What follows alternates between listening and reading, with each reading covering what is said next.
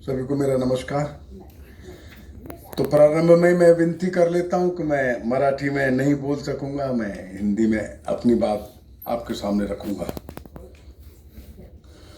संत परंपरा के ऊपर ये गोष्ठी चल रही है और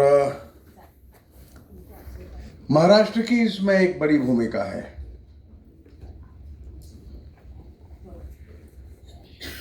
संत साहित्य, भक्ति का साहित्य और महाराष्ट्र, ये अपने आप में बड़े जुड़े हुए विषय है। कभी कभी हम लोग कहते हैं कि ये भक्ति साहित्य क्या है, ये कब आया, कैसे आया, इसके ऊपर काफी चर्चा चलती है।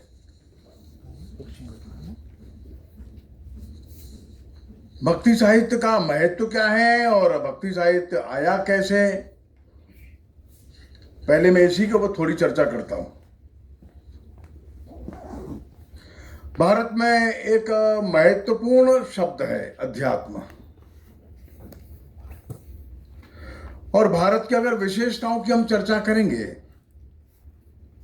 तो सबसे बड़ी विशेषता ये अध्यात्म है।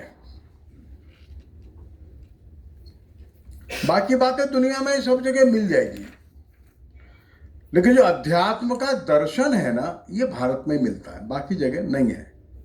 और उसका कारण भी है, वो कारण सबको ध्यान में रहेगा तो अच्छा रहेगा, स्पष्टता रहेगी। वैदिक काल से या वैदिक ऋषियों के भी और पहले से बहुत शांति से गहन चिंतन करते हुए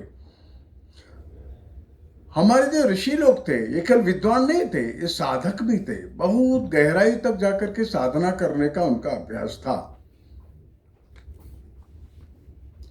तो ये निष्कर्ष पर पहुंचे। वो निष्कर्ष ये था कि कोई तो एक ऐसी शक्ति है जो इस सारे ब्रह्मांड को बनाती है और चलाती है। अगला उनका ये निष्कर्ष था, वो जो शक्ति है वो उसको हम ब्रह्म कहें, ईश्वर कहें, नाम कुछ भी दे दे, अलग बात है, लेकिन वो और ये जो ब्रह्मांड है, संपूर्ण सृष्टि है, वो अलग अलग नहीं है। तो क्रिएटर और क्रिएशन, सृष्टा और सृष्टि, ये एक साथ है। ब्रह्म जो है, ये ब्रह्म अर्थात जो सृष्टि का जो निर्माता है, वह सृष्टि के साथ है, अंग संग है। ये एक मौलिक फंडामेंटल बात है। ईशावास्य इदम सर्वम जो हम बोलते हैं, तो ईश्वर जो है सब सर्वत्र है। और फिर चाहे ऋग्वेद हो, यजुर्वेद हो, अथर्ववेद हो, सामवेद हो, उपनिषद हो, ब्राह्मण ग्रंथ हो, आर्यण्यक हो, भागवत हो, कोई सा पुराण हो, रामायण हो, भागवत में गीता हो, महाभारत हो, कोई सा भी ग्रंथ आप लीजिए, जो भी ग्रंथ वैदिक परंपरा के लोगों ने लिखे या जो भी विचार दिए, वो इस विचार से इतर नहीं गए, अलग नहीं गए। ईश्वर सर्वभूतानाम, मतलब ईश्वर सबके अंदर है। ईश्वर अंश जीव अविनाशी। अच्छा, सिया राम मैं सब जग जाने, मेरा विठल सर्वत्र है, सबके अंदर है। ये मौलिक बात है जो कहां से चल रही है, वहां से चल रही है। लेकिन ये केवल बौद्धिक बात नहीं है, बुद्धि का विलास नहीं है। इसको अनुभव करना, इसको साधना कहा। और हम ईश्वर में से आए हैं और ईश्वर में ही चले जाएंगे, ये नियति है, अंतिम हमारी गति वही है। जैसे सारी धरती पर कहीं भी जल है तो जल की अंतिम गति है, समुद्र की ओर जाएगा। वो हिमालय पर जमा हुआ बर्फ है, तो नदियों का जल है, कहीं सरोवर का जल है, कूप में जल है, वृक्षों के अंदर जल है, मनुष्य के शरीर में जल है। उसकी अंतिम गति वो समुद्र ही है। उसी प्रकार से हमारी जो अंतिम गति है, वो ईश्वर के साथ हमारा सानिध्य हो जाए, हमारा सायुज्य हो जाए, हम एकात्म हो जाएं, अर्थात वो ईश्वर को अनुभव तो करें। अनुभव करना, ईश्वरत्व को अनुभव करना और सर्वत्र ईश्वर को अनुभव करना, यह साधना है। यह पुस्तकीय ज्ञान नहीं है। कितना भी हजारों ग्रंथ लिखने के बाद भी आ जाएगा ये आवश्यक नहीं है, और एक भी ग्रंथ न पढ़ा न लिखा और ये आ गया, ये संभव है। 11वीं शताब्दी के बाद देश एक बड़े संकट में आ गया। वो संकट हम लोग जानते हैं, बड़ा भारी आक्रमण देश के ऊपर एक के बाद ऐसा होता रहा, और योगा योग ऐसा हो गया कि जो हिंदू राजा महाराजा जो भी थे हार गए, पराजित हो गए, बड़ी मात्रा में पराजित हो गए, और उसके बाद अत्याचार हुए, मंदिर भी टूटे, ग्रंथालय भी जले, हमारे जो विद्यालय वो भी नष्ट हो गए। तो एक प्रकार से यहाँ का समाज जो था वो नेतृत्व विहीन जैसा हो गया। कहाँ जाए, जजिया लग रहा है, तीर्थ यात्रा पर टैक्स लग रहा है, या पूजा करता था वो मंदिर तो टूट गया, मूर्ति भी तोड़ दी आंखों के सामने, तो कहाँ जाए। वो बड़ा विभत्स दृश्य है जो 11वीं शताब्दी से प्रारंभ होता है, लगातार चलता है। ऐसे समय में हमारी जो आध्यात्मिक परंपरा है, जो वेदों के द्वारा, यज्ञ के द्वारा, ज्ञान के द्वारा, योग के द्वारा आगे बढ़ती रहती थी, वो पद्धतियां हजारों हो सकती है। उस ईश्वरत्व को अनुभव करने की पद्धतियां हजारों हो सकती है। उन सब पर संकट आ गया, और जितनी विकृतियां हम देखते हैं ना, उनमें से बहुत बड़ी मात्रा इस 1000 वर्ष में आई हुई है। मैं उदाहरण के लिए बताता हूँ, भारत में पर्दा व्यवस्था तो महिलाओं में था ही नहीं। आप अजंता एलोरा की गुफा देखो तो महिलाएं तो है, पर्दा नहीं है। रामायण, गीता, महाभारत, उपनिषद, वेद, महिलाएं हैं, उनकी रचनाएं हैं, पर्दा नहीं है। पूरा पंजाब, हरियाणा, राजस्थान, उत्तर प्रदेश, बिहार तक इतना पर्दा हो गया, महिलाएं अपना चेहरा ही नहीं दिखाती थी। ये विकृति है जो 1000 वर्ष में आई, हमको मालूम है। हिंदुओं के विवाह दिन में होते थे, रात में शुरू हो गए, हमको मालूम है। तो ऐसे संकट आए, जब लड़कों के ही गुरुकुल नष्ट हो गए तो बालिकाओं की शिक्षा तो संकट में आ गई, हमको मालूम है। ऐसे में समाज को सुरक्षित कैसे रखना, संभाल कर कैसे रखना, तब ये भक्ति का जो प्रवाह है तेजी से आगे बढ़ा। और हम कह सकते हैं प्रारंभ तो इसका जरूर वेदों से हुआ होगा। शंकराचार्य जब कहते हैं भज गोविंदम भज गोविंदम, तो भक्ति है ही। उन्होंने बड़े बड़े सुंदर काव्य लिखे, विष्णु पर लिखे, शिव पर लिखे, गणेश पर लिखे, नदियों के ऊपर लिखे, सबकी स्तुति करी, एक प्रकार का भक्ति है। रामानुजाचार्य ने भी ईश्वर की भक्ति के तरफ प्रेरित किया। लेकिन ये जो लोग थे ये अभी संस्कृत में ही लिख रहे थे, इसलिए इनकी बातें विद्वानों तक तो अच्छे से पहुंच रही थी। सामान्य मन और सामान्य जन जो है, लोकमानस है, वहां तक ये बात नहीं थी। मैं यहां पूना में खड़ा हूं तो अभी हम चर्चा कर रहे थे, हमारे मित्र जो हमको लेकर के आ रहे थे गाड़ी में, हमने उनसे पूछा गीता पर पहला भाष्य संस्कृत के अलावा किसी भाषा में आया, हमको बताओ। तो बंधुओं, पहला भाष्य जो मेरी जानकारी में है संस्कृत में तो है बहुत सारे भाष्य संस्कृत में आए पहले, वो प्रश्न नहीं है। संस्कृत में उनको नहीं गिनना, संस्कृत के अलावा लोक भाषा में वो ज्ञानेश्वर जी का है। उसके पहले तो हमको ध्यान में नहीं आता, हिंदी में तो था ही नहीं, खैर तमिल तेलुगु में हमको ध्यान में नहीं आता, बांग्ला, उड़िया, असमिया हमको ध्यान बाद में आए। लेकिन ये जो 12वीं 13वीं शताब्दी में ज्ञानेश्वर जी ने जो गीता पर भाष्य लिखा, ये पहला संस्कृत के अलावा लोक भाषा में, ये क्रांतिकारी परिवर्तन है। वो this is a turning point. Ramanand एक पहले सज्जन हैं जो ज्ञानेश्वर के बहुत बाद में पैदा हुए हैं। रामानंद ने पहली बार हिंदी में कोई कविता लिखी है भगवान की स्तुति में, आरती की जय हनुमान लला की, वो विद्वान भी है संस्कृत के, लेकिन नहीं, लेकिन गीता पर जो भाष्य लिखा पहला मराठी में, वो ज्ञानेश्वर जी का है। एक मोड़ है। अब इसके बाद जो भक्ति जो है, अर्थात अध्यात्म की सरल, सुलभ और सहज धारा जो है, उसका नाम भक्ति है। मंत्र नहीं है ना, और सामान्य जन संस्कृत भी नहीं जानता है, सामान्य जन बड़े बड़े मंत्र नहीं जानता है, सामान्य जन के पास पैसा भी नहीं है, और एक जो मीडिएटर चाहिए पूजा पाठ कराने वाला, यज्ञ कराने वाला, वो भी दुविधा है।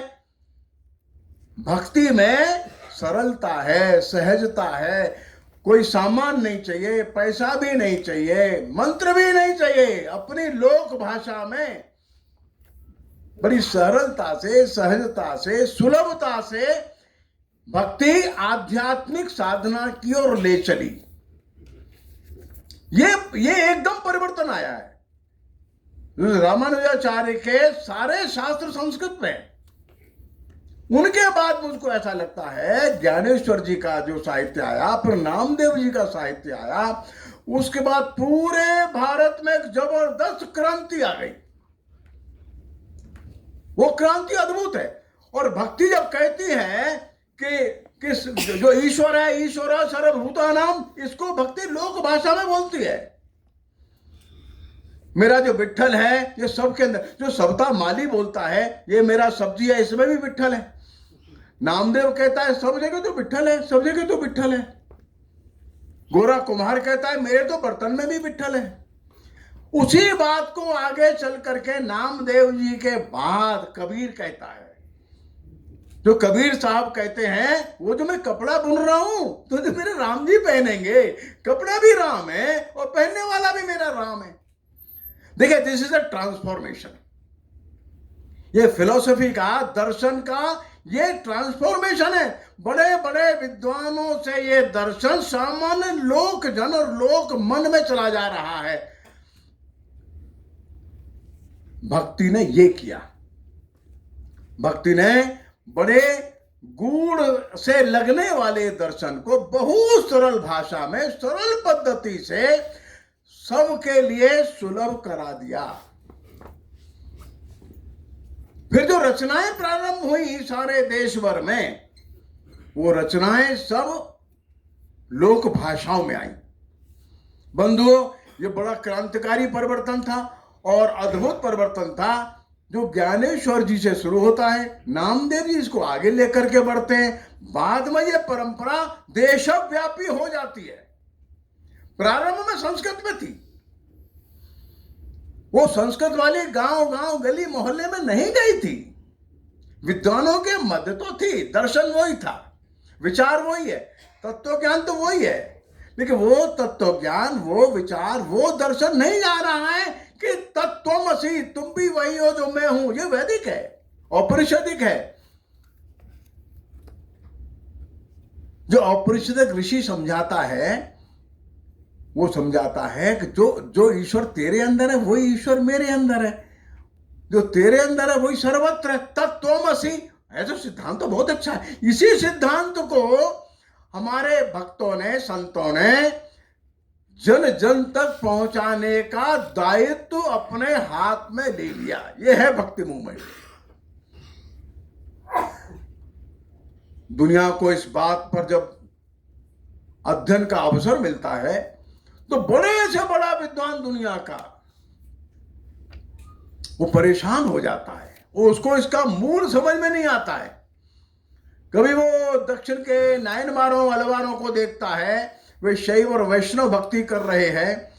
कभी महाराष्ट्र में देखता है, या विट्ठल विट्ठल या राम के बारे में चल रहा है। कभी उत्तर प्रदेश में देखता है तो वृंदावन में कृष्ण कृष्ण चल रहा है। अयोध्या आते आते राम हो जाता है, और बंगाल में हरि बोल चलता है। तो आसाम में जाते जाते कृष्ण कृष्ण कृष्ण कृष्ण हो जाता है, और मणिपुर में वही रास में बदल जाता है। प्रांत कोई सा भी होगा, देखिए भक्ति का जो प्रवाह है, वो उत्तर से दक्षिण, पूर्व से पश्चिम फैल जाता है। ग्रियर्सन और बर्नेट दो बड़े विद्वान हो गए, इन्होंने अध्ययन किया। और पाया कि हमको समझ ही नहीं आ रहा है कि सूत्र कहाँ है, बड़ा कठिन जटिल जटिल है।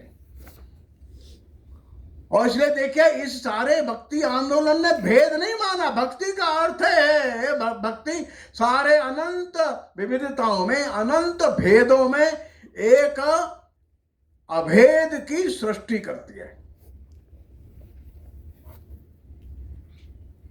जैसे आप लोग में से कुछ लोग कुंभ में गए होंगे, तो कुंभ में जाने वालों की गंगा के प्रति भक्ति है। बस एक बार गंगा जल में डुबकी लगाया और चल देता है। वो आने में 4 दिन लगता है तमिलनाडु से, जाने में 3-4 दिन लगेगा, आरक्षण नहीं मिला, कैसे बेचारा उकड़ू बैठ करके ट्रेन में आ रहा है, खाना नहीं पीना नहीं, लेकिन आधा मिनट की डुबकी गंगा में लगाया, काम संपन्न, फिर चल दिया वापस। ये गंगा के प्रति उसके मन में भक्ति है। अच्छा, केदारनाथ जाता है, किलोमीटर किलोमीटर पैदल चलता है, 12,000 फुट पर चढ़ाई करता है, वो 80 वर्ष का 85 वर्ष का केदारनाथ का एक दर्शन करता है, फिर वापस चल देता है। केदार के प्रति भक्ति है, बद्रीनाथ के प्रति भक्ति है, वो कृष्ण और राम के प्रति भक्ति है। ये जो भक्ति है, ये भारत के पास एक अमोघ मणि है। तो जो गंगा में डुबकी लगा रहा है, या अयोध्या में राम जी के मंदिर में खड़ा हुआ आरती में ताली बजा रहा है, या बद्रीनाथ केदारनाथ का दर्शन कर रहा है, वो वहां जो 100 लोग खड़े हैं, वो किनकी जाति क्या क्या मालूम? जाति का लोप हो गया। कौन पढ़ा कौन बिना पढ़ा लिखा, ये चला गया, अब नहीं है। कौन किस भाषा को बोलता है, चला गया। सब राम जी के भक्त हैं, या गंगा जी के भक्त हैं, या बद्रीनाथ के भक्त हैं, केदारनाथ के भक्त हैं, वो कृष्ण के भक्त हैं, भक्त किसी के हैं, ये सब चला जाता है। तो भक्ति जो है अनंत विविधताओं के ऊपर एक समान एकत्व का सृजन कर देती है। इसलिए इसमें कहां मौका मिलता है कि शूद्र है, कि वैश्य है, कि क्षत्रिय है, कि ब्राह्मण है, इसका कोई अवसर ही नहीं मिलता इसको। इसलिए इन सब भक्तों ने और संतों ने अंतर मन के निर्मल भाव से एकत्व को ध्यान में रखकर और उसका अनुभव करते हुए साहित्य की रचना की। अंतर मन में एकत्व आ गया, पहले वो समझ गए नहीं सर्वत्र एक ही है, एक ही है, तो है ही नहीं, ये वैदिक दर्शन है। उस एकत्व को केवल उन्होंने पुस्तकीय ज्ञान से नहीं समझा, नहीं, एकत्व को अंतर मन से अनुभव किया। ये न करते अनुभव, तब एकनाथ जी जो गंगा जल है गधे को नहीं पिलाते, क्योंकि गधा जो रेगिस्तान में मर रहा है प्यास से, और ये रामेश्वरम के लिए जल लेकर के जा रहे हैं, उसको मरता देखकर बस उनका अंतर्मन वहीं पिघल गया। लगा नहीं है ये भी तो ईश्वर ही तो है, ईश्वर का रूप है, शिव यही है, वही गंगा जल पिला देते। कुछ लोग को आपत्ति होती है, हुआ करे, इससे हमको, इसलिए लोगों ने ये उदाहरण ध्यान में रखा। जिन्होंने आपत्ति की उनको ध्यान में नहीं रखा। सच ये है, सर्वत्र ईश्वर को देख लिया, यही सच है। बंधुओं, ये जो भक्ति आंदोलन या भक्ति का जो प्रवाह चला, इसे सारे देश भर में, ठीक है, हर एक समाज के अंदर भिन्नता तो आती है, इसमें कोई दो मत नहीं है। हर एक समाज जो है इसमें काल क्रम के अनुसार विकृति भी आएंगी और विविधताएं अपनी जड़ जमाएंगी, लेकिन भारत का अध्यात्म जो मूल खूंटा है, मूल जो इसकी जो एक्सिस है, इससे दूर नहीं जाता है। क्यों? थोड़ा दूर जाएगा, फिर कोई महापुरुष खड़ा होता है, वो समाज को ला करके पकड़ करके फिर इस खूंटे पर बांध देता है। 1000 वर्षों में ये जो काम किया, ये काम हमारे संतों और भक्तों ने किया। समाज बिखरता था, दूर जाता था, कुछ अपमानित होते थे, कुछ अहंकार में डूबे रहते थे। तो ऐसे कुछ अपमानित है, कुछ अहंकार में है, ऐसे सब लोगों को पकड़ करके फिर खूंटे पर ला करके बांध देते थे, बताते थे नहीं ये गलत है, ये मत करो। अभी हम गए थे यहाँ नवद्वीप, चैतन्य महाप्रभु का जन्म स्थान देखने के लिए वहां गए। मैं पहली बार ही गया, मन में था, तो प्रवास भी था बंगाल का, तो हमने कहा बगल, हाँ चलो भाई हम चलते। नवद्वीप गए, आज से लगभग 500 वर्ष पूर्व ब्राह्मण कुल में बहुत विद्वान व्यक्ति ये पैदा हुए। न्याय शास्त्र के बड़े विद्वान थे, अध्यापक हो गए थे, लेकिन भक्ति का रंग ऐसा चढ़ा कि विद्वत्ता छूट गई। अपनी जाति बिरादरी का भी होश नहीं रहा। प्रभु की भक्ति में ऐसे हो जाते थे, कुछ ध्यान ही नहीं रहता था कहां है।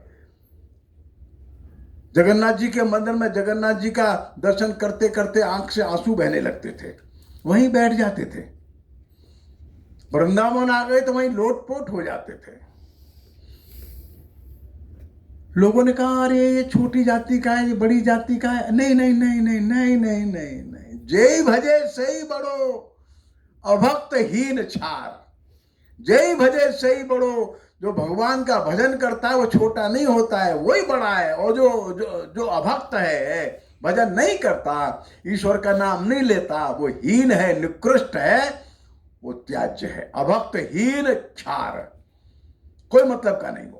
अब देखिए, बहुत बड़ा विद्वान है, राजा है, संपदा लिए बैठा है, लेकिन भगवान का भजन नहीं करता, वो उसकी तरफ देखते भी नहीं। लेकिन सामान्य व्यक्ति भजन करने लगता है तो उसको साथ ले लेते, उसको गले गले लगा लेते। वहां पर एक समाधि बनी है चांद काजी की, वो मुसलमान था। जो बहुत ऐसा वहां नवद्वीप में इनका प्रभाव बढ़ गया।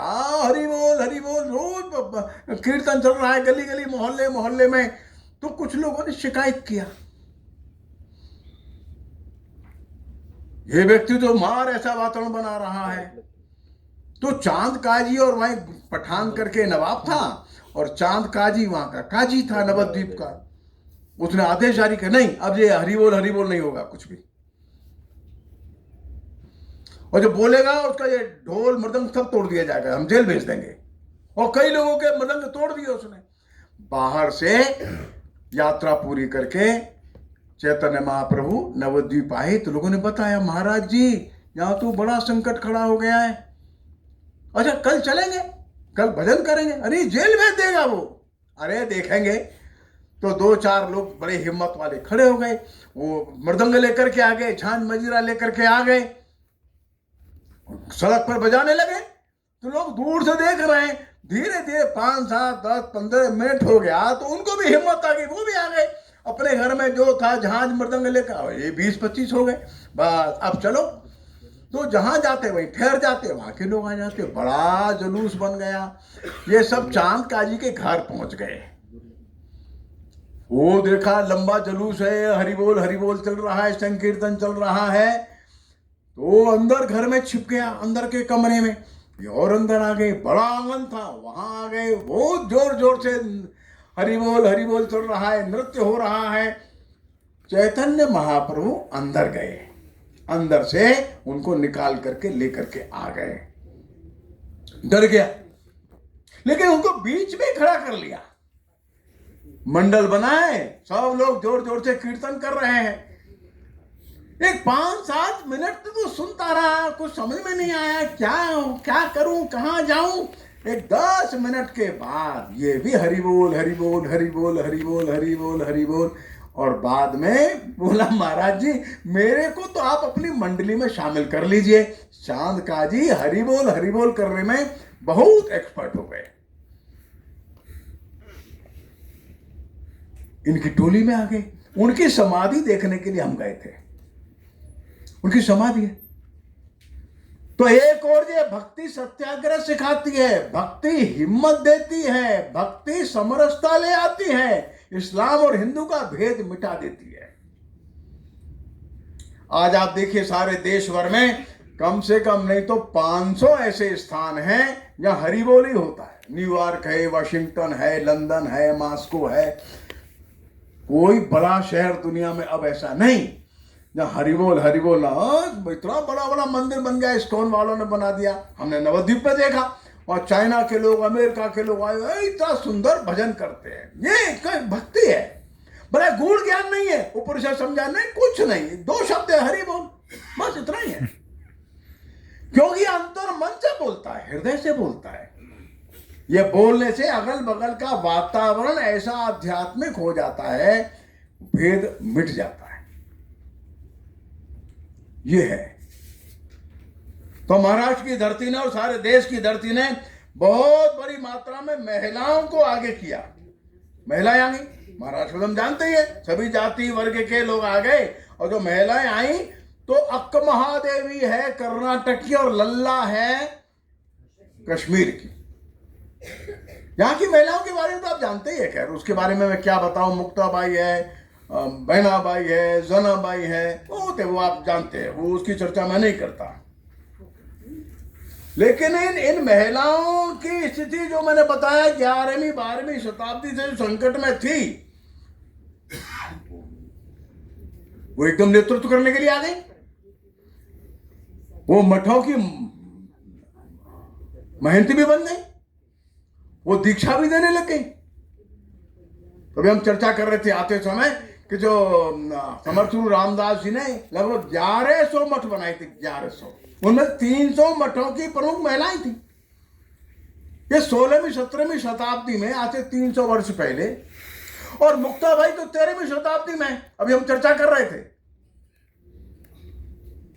ज्ञानेश्वर का मूड खराब हो गया, मन खराब हो गया, वो हमको कहानी मालूम है। इतना खराब मन हो गया, लोग भिक्षा में भी उल्टा पुल्टा बोलते हैं, उनके भिक्षा पात्र में मिट्टी डाल देते हैं, ये सब कथा आपको मालूम है। किवाड़ बंद करके बैठ गए, मन बहुत खराब है। तो ये मैं समझता हूं मुक्ताबाई की आयु उस समय 10-11 साल की रही होगी, 16 वर्ष की तो कुल आयु उनकी थी। ये मुक्ताबाई जो है, ये बालिका, ये ज्ञानेश्वर को समझाती है, अरे भाई देख भाई, ऐसा तो हो जाता है, तो समाज में आग लग जाती है तो संत लोग पानी डालते हैं, और जीभ जब दांत के बीच में आ जाती है, दांत भी अपना है, जीभ भी अपना है, ये समाज अपना ही है। इतना गुस्सा करने से क्या लाभ है? ये गुस्सा छोड़ो, ज्ञानेश्वर दरवाजा खोल दो। आज मन खराब होता है लोगों का, टेंशन होता है तो जाता है साइकियाट्रिस्ट के पास, वो 5,000 रुपए लेता है, इलाज करता है। क्या इलाज करता है भगवान जाने। ये मुक्ताबाई इलाज कर रही है इसका। मुक्ताबाई समझा रही है, बेटा भैया जो भी है, समाज और हम अपने ही हैं, ये समाज अपना ही है। जिसने गाली दी, मिट्टी डाली, तुमको दुख दिया, जिन्होंने दिया अपने ही है। तत्वमसि, वो उनमें भी वही ईश्वर है। ज्ञानेश्वर, क्यों तुम तो ज्ञानी आदमी हो, ऐसा क्यों व्यवहार करते हो? देखिए, उस मौलिक तत्व ज्ञान को उसी ज्ञानी को समझा रही है। वो ज्ञान तो है, कई बार भूल जाता है व्यक्ति। लेकिन आज हमारी जिम्मेदारी नहीं बनती कि मुक्ताबाई ने क्या बोला, मनुष्य के मन को ठीक करने वाला, इसको हम कैसे लोगों के सामने पहुंचा दें, ये समस्या है। नामदेव जो भजन करते करते 20 वर्ष लगभग आसाम और पंजाब में घूमते रहे, यही समता का उपदेश दे रहे थे। सर्वत्र ईश्वर है, सर्वत्र ईश्वर है। तो कई बार हमारी बड़ी अच्छी चर्चा लोगों से होती है, हम बोलते हैं बताओ भाई, ये गुरु ग्रंथ साहब में तो सब निर्गुण है। हाँ भाई साहब, सब निर्गुण है। तो जो नामदेव जी बोल रहे हैं, ये निर्गुण है क्या? धन धन बन खंडा वृंदावना, जा खेले श्री नारायणा, वेणु बजावे धेनु चरावे, नामे का स्वामी आनंद करे। वो वृंदावन को धन्य धन्य कह रहे हैं, जहां कृष्ण थे, जहां वेणु बजाते थे, गाय चराते थे, वो स्थान धन्य है, धन्य है। ऐसा ये बोल रहे हैं, ये निर्गुण है, कृष्ण को अवतारी नहीं मान रहे। तो देखिए, जो निर्गुण और सगुण में समन्वय बिठाने का काम ये महाराष्ट्र से प्रारंभ हुआ। और अगर दूसरी भाषा में कहें तो निर्गुणिया जो भाव है, ये शुरू करने वाले नामदेव ही है देश में। नामदेव की परंपरा में उसको ध्यान में रखते हुए आगे चल करके नानक आए 200 साल के बाद, उसी परंपरा में आगे चल करके रामानंद आए काशी में, उसी परंपरा में आगे चल कर कबीर आए, रैदास आए। ये निर्गुण है, ये निर्गुण सबके अंदर एकत्व का बोध ही कराता है। लेकिन इसको कोई साधन की जरूरत नहीं होती, इसको तीर्थ है या पूजा पाठ है, इसकी आवश्यकता नहीं है तो भी ठीक, नहीं है तो भी ठीक। नामदेव उस समय की उस परिस्थिति में न तो सगुण को पूरा छोड़ पा रहे, न पूरी तरह निर्गुण को पकड़ पा रहे। वो विट्ठल विट्ठल कहते हैं, दर्शन करने भी आते हैं, लेकिन सर्वत्र विट्ठल देखते हैं ये भी है। अरे भाई सर्वत्र विट्ठल देखते तो मंदिर में क्यों आते? लेकिन उन्होंने दोनों को सम्मान दिया। उन्होंने मंदिर में विट्ठल को भी सम्मान दिया और सर्वत्र विट्ठल देख करके एक नया विचार, नया संस्कार अपने देश में आगे लाने का प्रयत्न किया।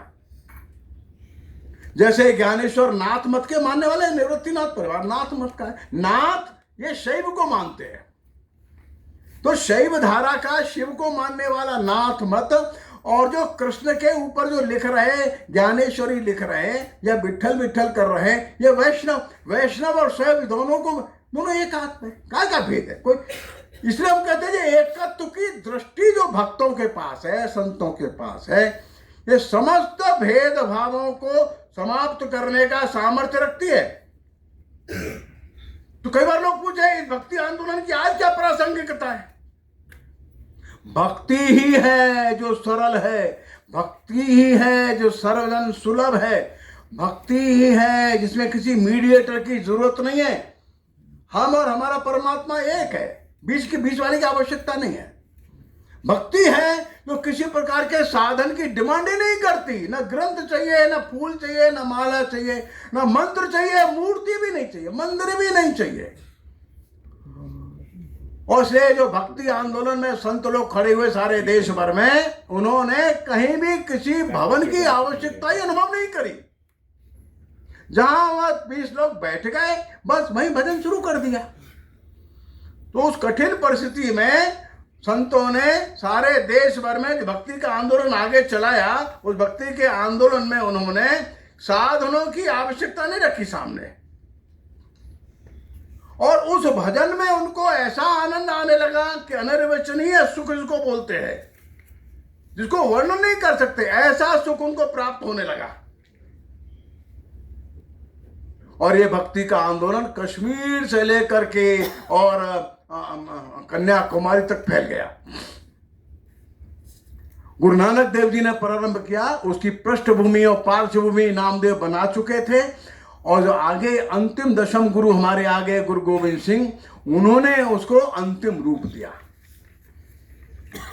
देखते देखते जब उन्होंने खालसे सजाए तो 5 लोग जो आए उठ करके, ये 5 लोग देखिए 5 स्थान से आए थे। एक बीदर से आया था, एक द्वारका से आया, एक जगन्नाथ जी से आया, एक लाहौर से आया, और एक इंद्रप्रस्थ दिल्ली का था। गुरु गोविंद सिंह बड़े भक्त है। भक्त होते हुए संत भी है, संत होते हुए सिपाही भी है, सिपाही होते हुए योद्धा भी है, योद्धा होते हुए योग्य सेनापति है, और पूरे समाज का एक बड़ा कुशल नेतृत्व करने का सामर्थ्य रखते हैं। और जैसे उन्हें 5 खालसे आगे किए, इनकी जाति नहीं पूछी, बिरादरी नहीं पूछी, उन्होंने शास्त्र लिखे, उन शास्त्रों में जाति बिरादरी का कोई महत्व नहीं रखा, लेकिन भक्ति मांगी। यही दास मांगे कृपा सिंधु कीजे, स्वयं ब्रह्म की भक्ति सर्वत्र दीजे।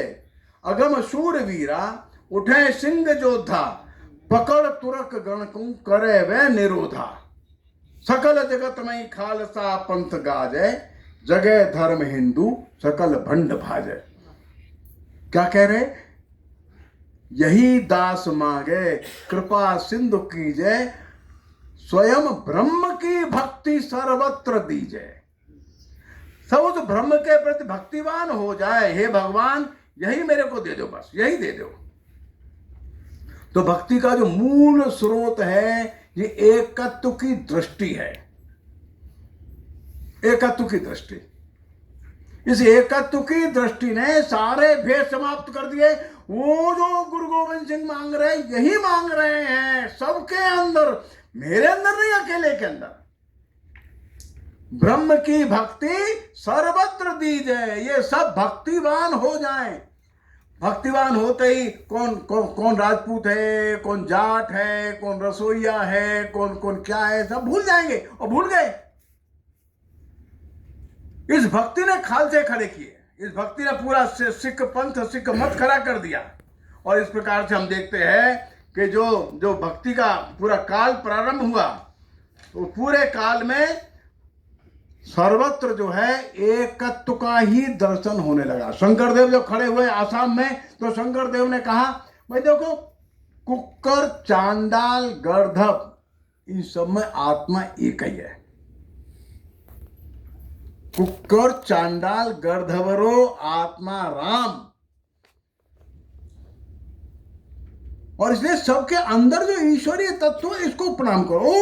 शंकरदेव और आगे शंकरदेव लिखते हैं कोई सी बिरादरी का है, वो कचारी है, कोच है, खासी है, मिरी है, कोई भी है, हरि का भजन करो, सब पवित्र है। यह है एकत्व और एकात्मता की दृष्टि, यह है अभेद की सृष्टि। और आसाम इतना दूर, सैकड़ों हजारों जनजातियां थीं और 15वीं शताब्दी 16वीं शताब्दी में शंकरदेव केवल और केवल कृष्ण भक्ति के आधार पर वहां के 10,000 गांव में नाम घर स्थापित कर दिया। 10,000 से ज्यादा नाम घर हैं, भागवत ही भागवत है। वो भागवत ने सभी प्रकार के और जितनी भी विविधताएं थी उनको एक तार में जोड़ दिया और सब अपने आप को कृष्ण भक्त कहने लगे। बंधुओं, ये सामान्य बात नहीं है, ये असामान्य बात है, असामान्य बात है। सारे दुनिया में विविधता है और विविधता को लेकर भयंकर संघर्ष है। अभी देखिए, आप देख रहे हैं पाकिस्तान में शियाओं की मस्जिद है, बम फोड़ देते हैं।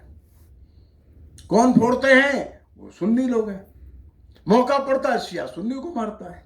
यूक्रेन में क्या है? यूक्रेन में कुछ लोग रशियन बोलते हैं और कुछ लोग यूक्रेनियन बोलते हैं। तो यूक्रेनियन जो भाषा वाले लोग हैं वो उनके साथ नहीं मिल पाते हैं, झगड़ा करते हैं। सारी दुनिया, सारा विश्व इस संकट से ग्रस्त है और आज से नहीं है, कई हजार साल से ये संकट है असहिष्णुता का। ये संकट है दूसरे को अपना न मानने का। ये संकट इस बात का है कि अगर शांति लानी है तो सामने वाले को अपने रिलीजन में ले आओ, सामने वाले को अपनी ही भाषा पढ़ाओ, सामने वाले की ड्रेस वेश अपने जैसा करो, अपने जैसा बनाओ, तब हमारी एकता होगी। लेकिन भारत एक ऐसा देश है जहां पर आध्यात्मिक भाव में 1000 वर्षों में इस भक्ति ने कमाल कर दिया। ऐसा कमाल किया पूछो नहीं। तुलसीदास ने रामचरितमानस लिखा तो मानस लिख करके छोड़ नहीं दिया, उस मानस का मंचन किया। वो मंचन इतना सुंदर किया और इतने सारे सैकड़ों पात्र उसके मंचन में आ गए। राम, राम का परिवार, लक्ष्मण, भरत, शत्रुघ्न, कौशल्या, सुमित्रा और उनके परिवारी जन, दशरथ, जनक और रावण की सेना, रावण के साथ उनके लोग, निषाद राज है, गुहराज है, सबरी है, हजारों पात्र वो बन जाते थे। सब मिलकर के केवल और केवल राम ही राम बोलते थे, बस राम राम राम राम राम राम राम राम राम राम। और उस समय कठिन समय था।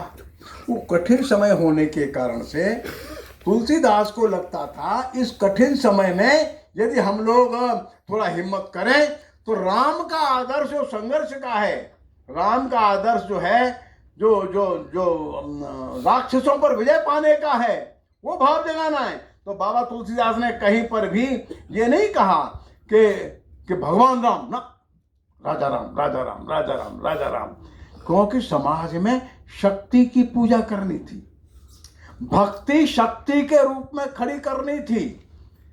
तो तुलसीदास ने जो सेनाएं बनाई, राम की सेना है, ये रावण की सेना है, राम भरत लक्ष्मण शत्रु सबके पास हथियार, सबके स्थान पर अखाड़े, सब जगह हनुमान जी के मंदिर, और राजा राम की जय, राजा राम की जय, राजा राम की।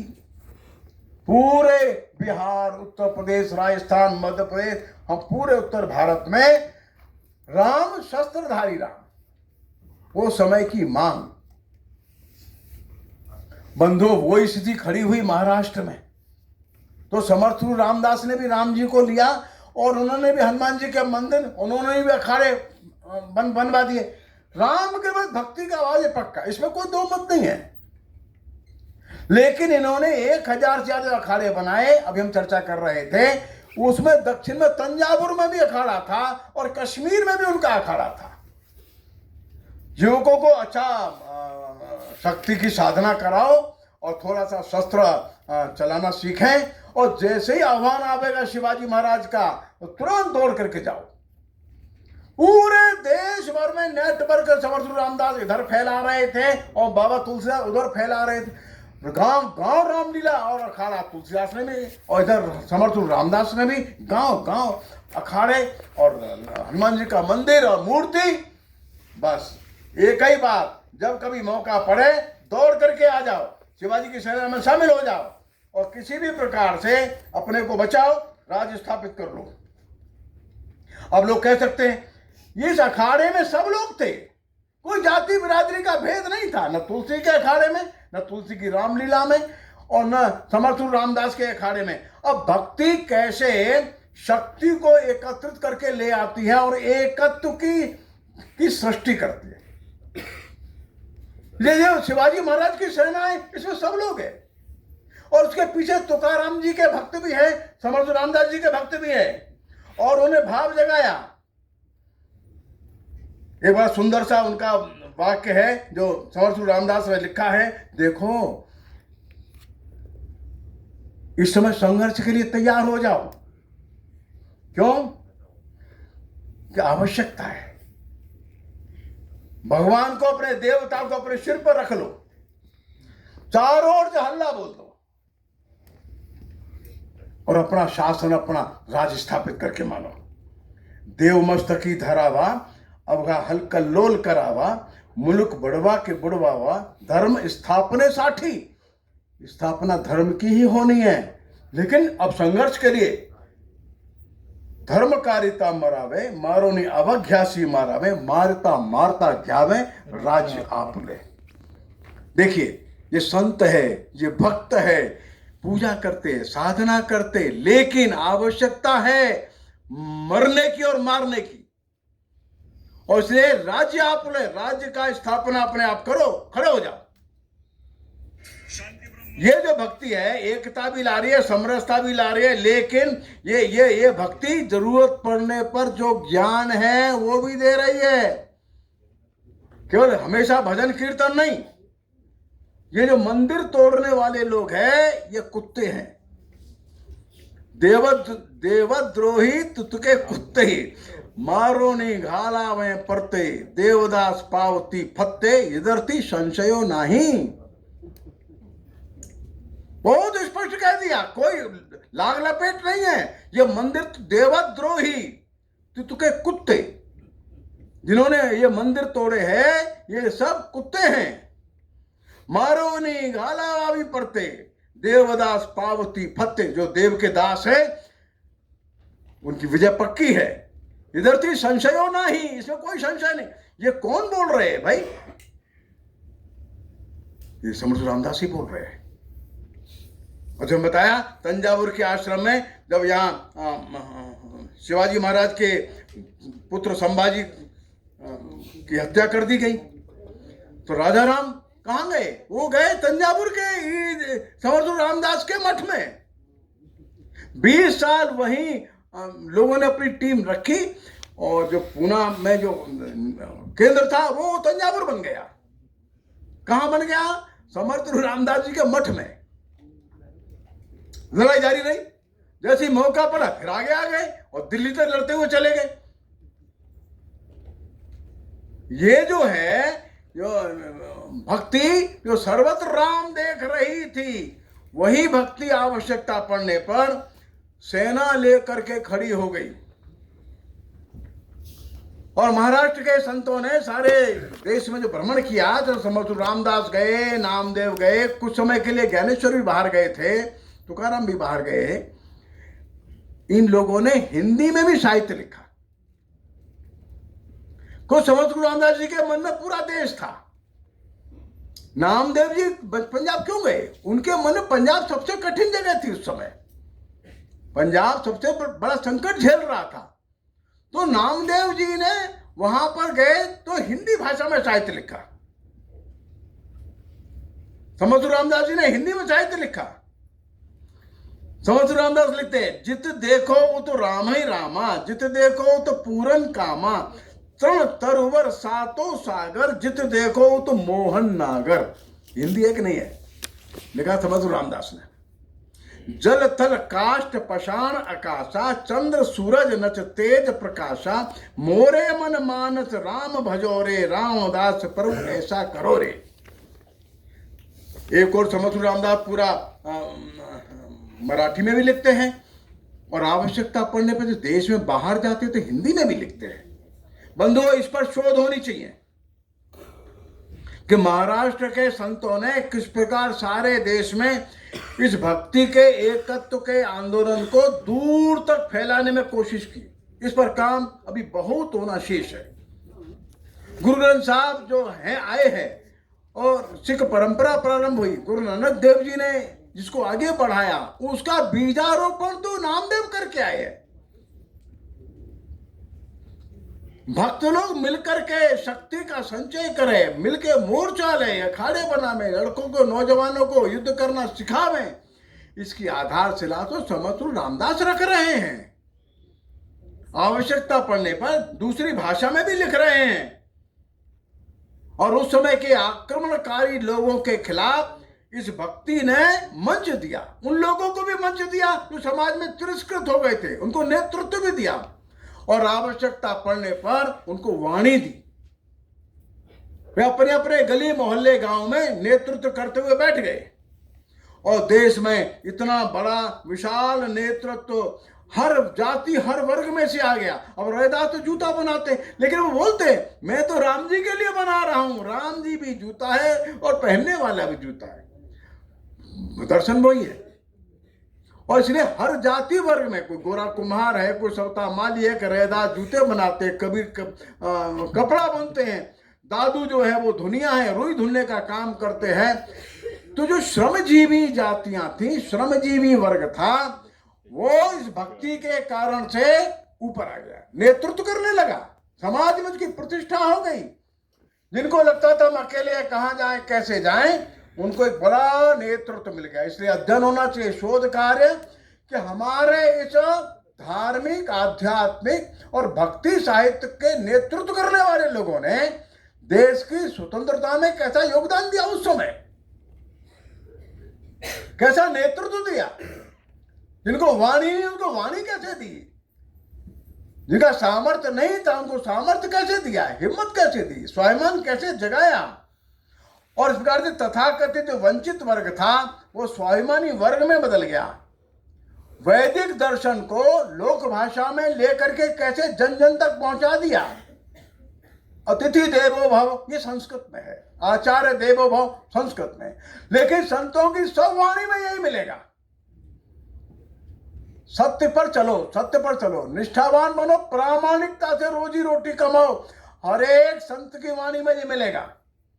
तो अर्थात जो सर्वत्र ईश्वर है, जो संस्कृत में था, जो लोक भाषा में आ गया, जो जीवन के मौलिक सिद्धांत थे जो संस्कृत में थे, ये लोकवाणी में आ गए। और जीवन जो है कैसे प्रामाणिकता से जिया जाए, ये सब बातें हमारे संत साहित्य में आ गई। इस पर अच्छे से शोध होने की आवश्यकता है। और एक प्रकार से हम कह सकते हैं कि 11वीं 12वीं शताब्दी के बाद जब राजा मर गए, सेना भी हार गई, मंदिर भी टूट गए, बड़े बड़े विश्वविद्यालय जल गए, तब उस समय इन संतों ने बागडोर संभाल ली और पूरे तरीके से काम किया। और बिल्कुल वृंदावन में आगरा के नाक के नीचे, आगरा में तो शहंशाह बैठता था, चाहे अकबर था, जहांगीर था, शाहजहां था, और नीचे वल्लभाचार्य बैठे थे। वृंदावन में, मथुरा में सूरदास बैठे थे, कुम्भन दास बैठे थे, वल्लभाचार्य के 8 और शिष्य थे। इन्होंने भी यही कहा, कलौ नास्त्यैव नास्त्यैव नास्त्यैव गतिरन्यथा, हरेर नाम हरेर नाम हरेर नाम केवलम। इस कलयुग में और कोई गति है नहीं। अभी चुपचाप भगवान का नाम लो और बैठे रहो चुपचाप शांत। तुम जिंदा तो बने रहो हिम्मत से। हरेर नाम हरेर नाम केवलम कलो नास्तेव नास्तेव नास्तेव गतिरन्यथा। अभी और कोई गति नहीं है, चुपचाप बैठो, बचे रहो जिंदा, चले मत जाओ। और ये सबके लिए था। ये गोवर्धन की परिक्रमा में सब लोग शामिल थे, बिहारी जी के दर्शन में सब लोग शामिल थे। इस प्रकार से हमारे इन संतों ने और भक्तों ने देश की एकता को, जीवन मूल्यों को बचाए रखने की व्यवस्था को कैसे संभाला, समाज के हर एक वर्ग को नेतृत्व देते हुए उसको कैसे आगे बढ़ाया। किसी भी प्रकार के जो हीन बोध है वो ठीक नहीं है, गलत है। जो ईश्वर की भक्ति में नहीं आता, कितना भी पैसे वाला है, कितना भी विद्वान है, उसकी कोई कीमत नहीं। बंधु, ये एक ऐसा आंदोलन था जो विश्व के लिए अनोखा था और हमारे लिए एक तरह से जीवनदायिनी शक्ति था। भारत बचा तो इसी आंदोलन से एक प्रकार से बच गया। मैं आप सभी का आभारी हूं कि आप लोगों ने हमको बुलाया, लेकिन मेरी अपेक्षा है अब यहाँ बैठे विद्वान लोग गहराई से शोध कार्य के लिए लोगों को आगे बढ़ावे। नमस्कार।